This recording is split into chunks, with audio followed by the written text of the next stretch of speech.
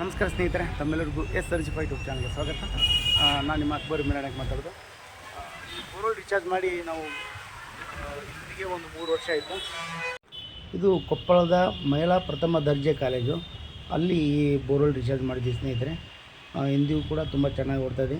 ಏನಂತಂದರೆ ಮೇಲ್ಚಾವಲಿ ಬಿದ್ದಂಥ ನೀರು ಆ ಪೈಪ್ ಮುಖಾಂತರ ಪೈಪ್ ಜೋಡಣೆ ಮಾಡಿಬಿಟ್ಟು ನೀರು ಮಳೆ ಬಿದ್ದಂಥ ನೀರು ಬೋರ್ವೆಲ್ಗೆ ಹೋಗಿರ್ಬೇಕು, ಆ ಒಂದು ವ್ಯವಸ್ಥೆ ಮಾಡಿದ್ದೀವಿ.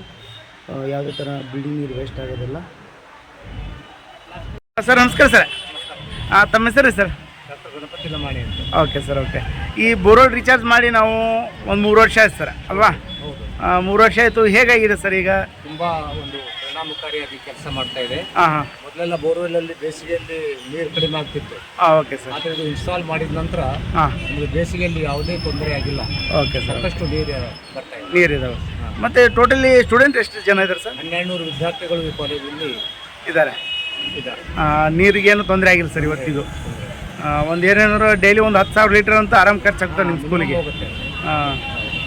ಚೆನ್ನಾಗಿ ನೀವು ಬೋರ್ವೆಲ್ ಯಾವುದೇ ಕಾರಣಕ್ಕೂ ಕೈ ಕೊಟ್ಟಿಲ್ಲ ನಿಮಗೆ ಎಲ್ಲಿ? ಕೈ ಕೊಟ್ಟಿಲ್ಲ. ಹಾಂ. Okay sir. ಈ ಕೆಲಸ ಮಾಡಿದ ಮೇಲೆ ನಿಮ್ಮ ಅನುಭವ ಹೆಂಗಿದೆ ಸರ್ ಹೇಳಿ?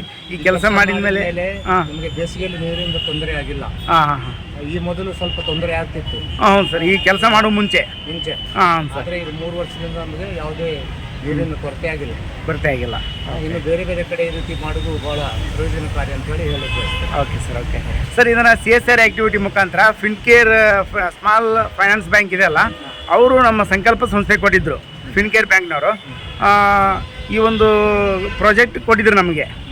ಅವ್ರಿಗೆ ಏನು ಹೇಳೋಕ್ಕೆ ಇಷ್ಟಪಡ್ತೀರಾ ಈ ಕೆಲಸ ಮಾಡಿದವರಿಗೆ, ಸಂಕಲ್ಪ ಸೊಸೈಟಿಗೆ ಮತ್ತು ಫಿನ್ಕೇರ್ ಬ್ಯಾಂಕ್ನವ್ರಿಗೆ? ಮಹಾವಿದ್ಯಾಲಯದಿಂದ ತುಂಬ ಧನ್ಯವಾದಗಳನ್ನು ಹೇಳಲಿಕ್ಕೆ ಬಯಸ್ತೀನಿ. ಯಾಕಂದರೆ ಸಾವಿರಾರು ವಿದ್ಯಾರ್ಥಿಗಳು ಓದುವಂಥ ಮಹಾವಿದ್ಯಾಲಯಕ್ಕೆ ನೀರಿನ ಅನುಕೂಲ ಆಗಿದೆ.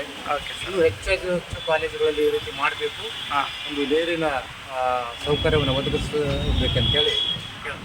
ಓಕೆ, ತುಂಬ ಧನ್ಯವಾದ ಸರ್. ಏನಂತಾರಲ್ಲ, ಇದ್ರ ಬಗ್ಗೆ ಒಳ್ಳೆಯ ಅಭಿಪ್ರಾಯ ಮಾತಾಡಿದ್ದಕ್ಕೆ ನಮ್ಮ ಹೃತ್ಪೂರ್ವಕ ಧನ್ಯವಾದ. ನಮ್ಮ ಸರ್ ಕೂಡ ಹೇಳಿದ್ರು, ಇವಾಗ ಗಣಪತಿ ಸರ್ ಪ್ರೊಫೆಸರ್ ಕೂಡ ಹೇಳಿದರು. ಏನಂದರೆ ಈ ಬೋರ್ವೆಲ್ ರೀಚಾರ್ಜ್ ಮಾಡಿದ ಮೇಲೆ ತುಂಬ ವರ್ಕ್ ಆಗಿದೆ ಅಂತ. ಏನಂತಾರಲ್ಲ, ನೀರು ತುಂಬ ಸಫಿಷಿಯೆಂಟ್ ಆಗಿದೆ. ಮೊದಲು ನೀರು ಸ್ವಲ್ಪ ಬರೋದು, ಇವಾಗ ಚೆನ್ನಾಗಿಲ್ಲ ನಮಗೆ. ಯಾಕಂದರೆ 1200 ಸ್ಟೂಡೆಂಟ್ ಇದ್ದಾರೆ ಡೈಲಿ ಅಂತಂದ್ರೆ ಒಬ್ಬ ಸ್ಟೂಡೆಂಟಿಗೆ ನಾವು 10 ಲೀಟ್ರ್ ನೀರು ಯೂಸ್ ಮಾಡಿದರೂ ಕೂಡ ಒಂದು 12,000 ಲೀಟ್ರ್ ಯೂಸ್ ಆಗ್ತದೆ. ಇಲ್ಲಿವರೆಗೆ ಯಾವುದೇ ಥರ ಕೈ ಕೊಟ್ಟಿಲ್ಲ. ಮತ್ತು ಬಿಲ್ಡಿಂಗ್ ಕನ್ಸ್ಟ್ರಕ್ಷನ್ ಕೂಡ ಮಾಡ್ತಾಯಿದ್ರೆ ಯಾವುದೇ ಥರ ನೀರು ತೊಂದರೆ ಆಗಿಲ್ಲ ಅಂತಂದು ನಮ್ಮ ಗಣಪತಿ ಸರ್ ಹೇಳಿದರು. ಇದ್ರ ಬಗ್ಗೆ ಏನಂತಾರಲ್ಲ, ನಾವು 3 ವರ್ಷ ಆಯಿತು. 3 ವರ್ಷದ ಮುಂಚೆ ಮಾಡಿದಾಗ ನಾವು ಸರ್ ಕೂಡ ನಂಬಿಕೆ ಇದ್ದಿದ್ದಿಲ್ಲ. ಏನಪ್ಪ ಇದು ವರ್ಕ್ ಆಗುತ್ತಾನೆ ಇಲ್ಲೋ ಅಂತ ಅವರು ಕೂಡ ಅನುಮಾನ ಪಟ್ಟಿದ್ರು. ಇಲ್ಲ ಸರ್ ಆಗುತ್ತೆ, ಅದ್ರ ಬಗ್ಗೆ ತಲೆ ಕೆಡಿಸ್ಕೊಳ್ಳಿ ಕೊಡಿ ಅಂತಂದು ಅವ್ರಿಗೆ ಹೇಳಿದ್ವಿ. ಅವರು ಪರ್ಮಿಷನ್ ಕೊಟ್ಟರು ಕೆಲಸ ಮಾಡೋಕ್ಕೆ. ನಾವು ಮಾಡಿದ್ವಿ ಸ್ನೇಹಿತರೆ. ಇಂದಿಗೆ 3 ವರ್ಷ. ಇಂದಿಗೂ ಕೂಡ ಚೆನ್ನಾಗಿ ನೀರು ಓಡ್ತಾಯಿದೆ. ಏನಂತಂದರೆ ಈ ಮಾಡೋ ಉದ್ದೇಶ ಏನಪ್ಪ ಅಂತಂದ್ರೆ, ಬೋರ್ವೆಲ್ ರೀಚಾರ್ಜ್ ಮಾಡಿದ ಮೇಲೆ ವಿಡಿಯೋ ಮಾಡೋ ಉದ್ದೇಶ ಏನಪ್ಪ ಅಂತಂದರೆ, ಬೇರೆಯವ್ರು ಕೂಡ ಅನುಕೂಲ ಆಗುತ್ತೆ ಮಾಡಿಸ್ಕೊಳ್ಳೋಕ್ಕೆ. ಬೋರ್ವೆಲ್ ರೀಚಾರ್ಜ್ ಮಾಡಿಸ್ಕೊಳ್ಳೋಕೆ ಅನುಕೂಲ ಆಗುತ್ತೆ. ಆ ಒಂದು ಉದ್ದೇಶದಿಂದ ಈ ವಿಡಿಯೋ ಮಾಡ್ತಾಯಿದ್ದೀವಿ ಸ್ನೇಹಿತರೆ.